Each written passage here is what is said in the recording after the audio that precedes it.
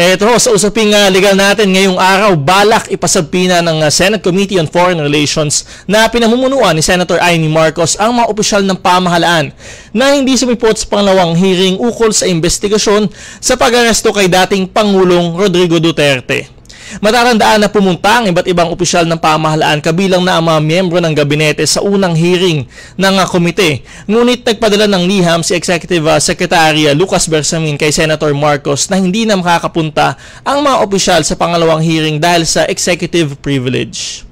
Naharap siya dating Pangulong Duterte sa kasong Crimes Against Humanity sa International Criminal Court o ICC dahil sa war on drugs ng kanyang administrasyon. Eto para pag-usapan ng usaping nga, makakausap natin si Presidential Communications Office Undersecretary Claire Castro. Magandang umaga, Yusek Castro. Welcome sa Usaping Legal. Attorney Danny Galang po. Kayo ay napapakinggan sa Radyo Pilipinas at napapanood din ho sa PTV. Yes, good morning, Attorney Danny. Good morning sa lahat ng nadunood at sumusuporta sa Usaping Legal. Good morning po. Good morning, ma'am.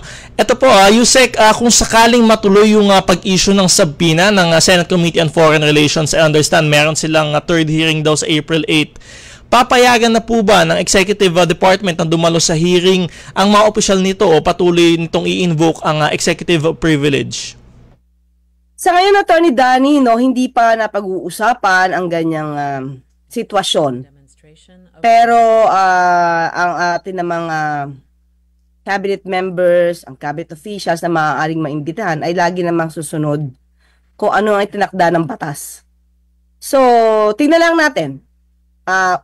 Tingnan muna natin kung mag-i-issue ng subpoena. Dahil sinasabi nga nitong si Senate President Chis Escudero ay isasangguni niya sa legal department ng Senado. At tingnan na lang natin, kapag nag-issue ng subpoena, then saka natin sagutin kung aatin ba ang mga naimbitahan mula sa Executive Department. Yusek, sinasabi ni Senator Amy Marcos na tila ginagamit daw umano yung executive privilege at yung sub judice rule para po pagtakpan yung katotohanan at tila may cover-up daw sa nangyayari. Ano po yung masasabi niyo dito? Siguro opinion niya yun. Kasi hindi natin alam kung ano ba talaga ang nais niya sa kanyang hearing. Kasi kung ang hearing naman ay para patungkol sa in aid of legislation, Attorney Danny, alam naman na natin yan, di ba? Dapat in aid of legislation lang yan, hindi para manira, hindi para gibain ang gobyerno, di ba? Hindi dapat ganon. At sa pangalawang hearing, Attorney Danny, nabanggit naman niya na marami naman siya mga dokumento, marami siyang natuklasan, di umano, at tingin ko, kung balak lang naman yung gumawa ng batas, enough na yon para siya makapag-analisa at makita niya mga important facts, data, para makapagbalangkas ng batas.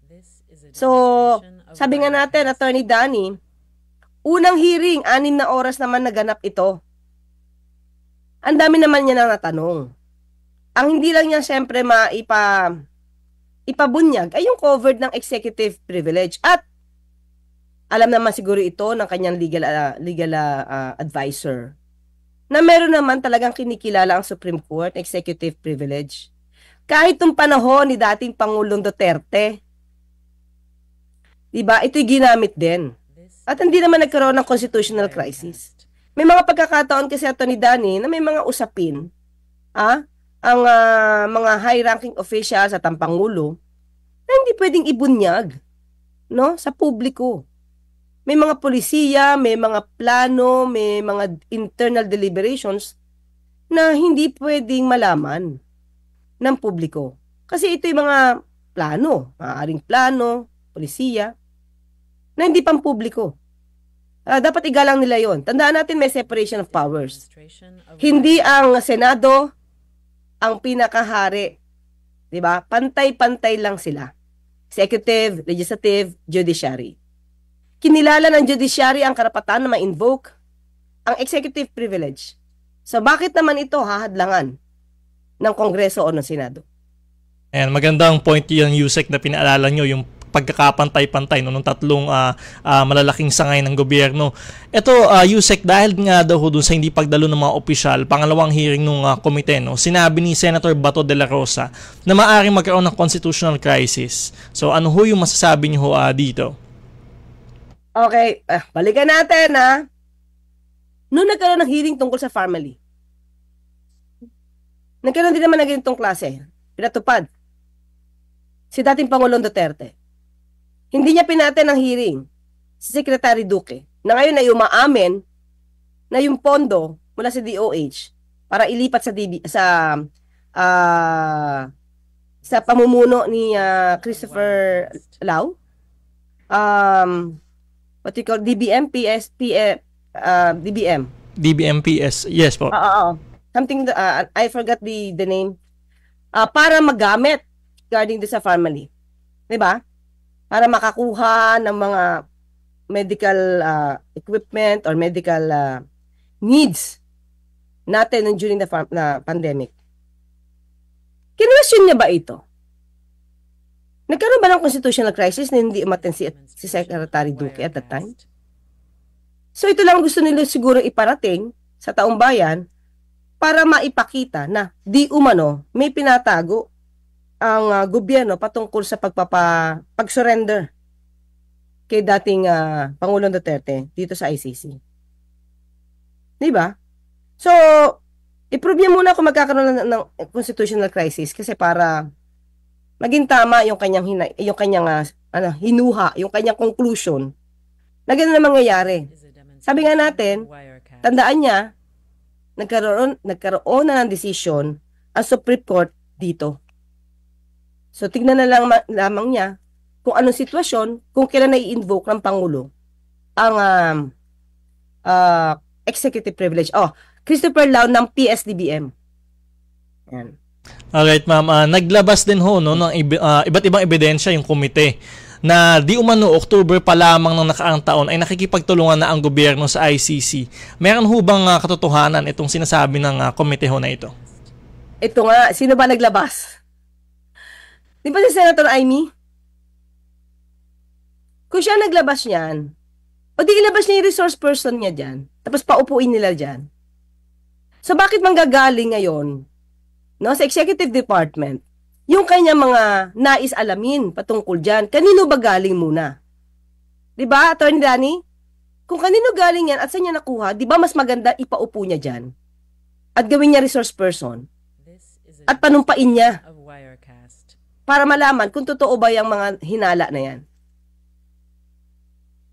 Well, tama nga po, kung sino yung nag-a-allege ay siya dapat ang magpatunay.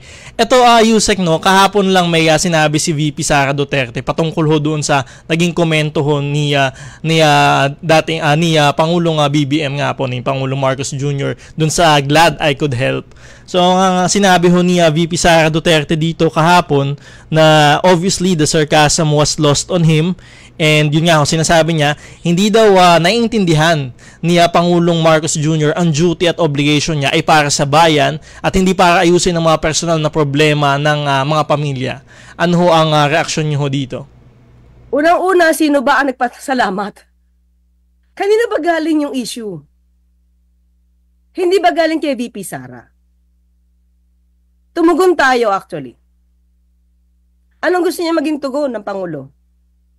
Unahin niya muna kasi na balangkasin kung ano yung dapat niyang gawing statement. Para kapag siya nagbigay ng statement, hindi siya sasagutin ng ganun.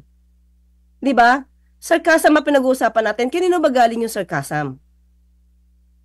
Ang Pangulo nagtatrabaho nasa Pilipinas. VP Sara, ang Pangulo nasa Pilipinas nagtatrabaho.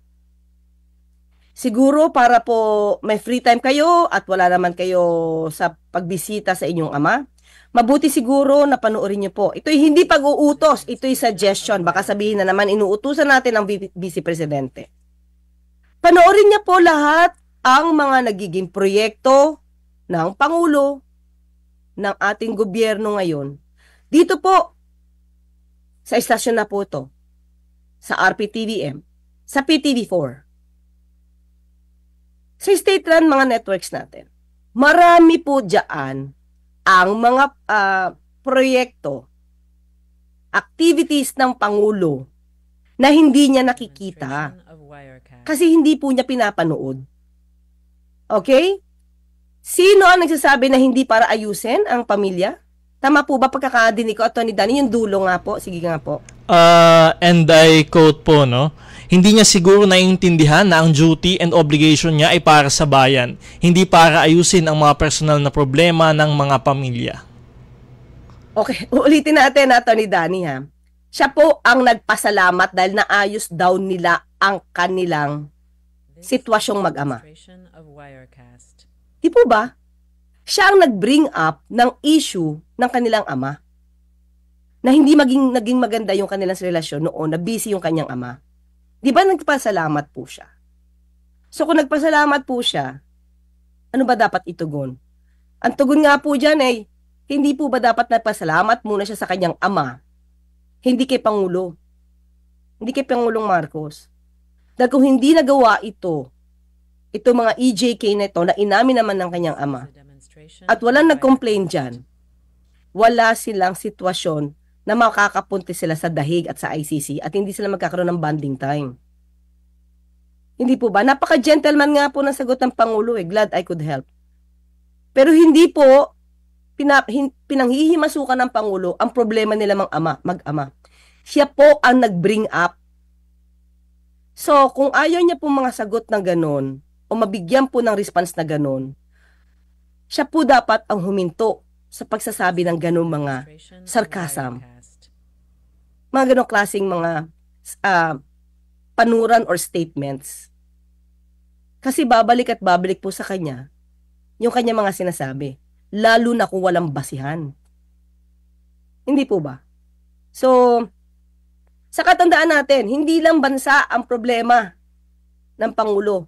Bawat problema talaga ng pamilya dapat pagtuunan. So, mali po si VP Sara na dapat hindi panghimasukan ng Pangulo ang mga sitwasyon ng pamilya. Dapat, basic unit po yan ng ating bansa. Family. Diyan dapat muna sinisimulan ang pagsulba ng problema. Hindi po ba? At nakikita naman ho natin na talagang prioridad ho ng administrasyon ni Pangulong Marcos ang pamilya nga ho. No? Ito, Yusek, panghuli na lamang ho, naging emotional ho yung mga taga-suporta niya dating Pangulong Duterte. Ito, nanawagan sila ng Zero Remittance Week. Tapos may mga nakulong pa ho sa ibang bansa dahil sa pagpoprotesta nitong mga nakaraang linggo. Meron ho ba kayong mensahe sa mga taga-suporta niya dating Pangulong Duterte? Yes, Atty. Danny. Ang pagsuporta sa isang tao, hindi naman natin po yan pwedeng pigilan. Freedom po yan. Wala tayong pinipigilan kung kayo may susuporta kung kahit kanino po. Ang maganda lang po sana natin gawin, lalo na po kung kayo nasa ibang bansa. Sundin niyo po kung ano po yung batas, yung batas na pinapatupad sa bansang yan. Huwag po kayong maging abusado para lang sa isang tao. Kasi kayo din po yung magsasuffer. Diba? Gawin niyo po yan kung kayo po isusuporta sa tamang pamamaraan. Na hindi po kayo mismo, personal niyo pong buhay ang maaapektuhan. At isa pa po, Atty. Danny, siguro dapat buksan din nila yung kanilang mga mata. Huwag basta-basta maniwala sa fake news.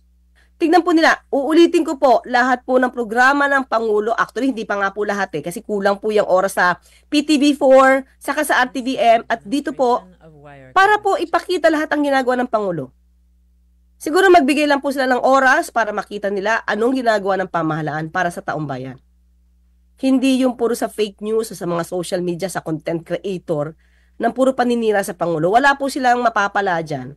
Masisira po ang kanilang desisyon, masisira ang kanilang paniniwala kung hindi balanse ang pagtingin nila sa sitwasyon.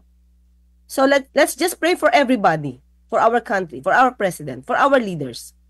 At ang dapat magtrabaho na. Ang Pangulo nasa Pilipinas, puro trabaho. Tandaan natin yan, wala sa ibang bansa. And maganda ho yung sinabi ho nyo about sa fake news. At talaga naman ho, kami ho dito sa Radyo Pilipinas, saludo ho kami. Dahil pagpasok nyo ho talaga ay talagang mas naipaliwanag nyo ho yung mga dapat malaman ho ng ating mga kababayan. Maraming salamat sa inyong oras, Yusek Claire Castro. Salamat, Atty. Danny. Hanggang sa muli. Si Presidential Communications Office Undersecretary Claire Castro. Sa pagbabalik ng usaping legal, sasagutin ko naman ang inyong mga katanungang legal. Mag-text na inyong mga katanungan, komento o reaksyon sa ating programa sa cellphone number na 0917-626-1169, 0917-626-1169 o hanapin ang ating live stream sa Atty. Danny Galang Facebook page at sa Facebook page ng Radyo Pilipinas. Magbabalik ang usaping legal matapos lamang ng ilang paalala.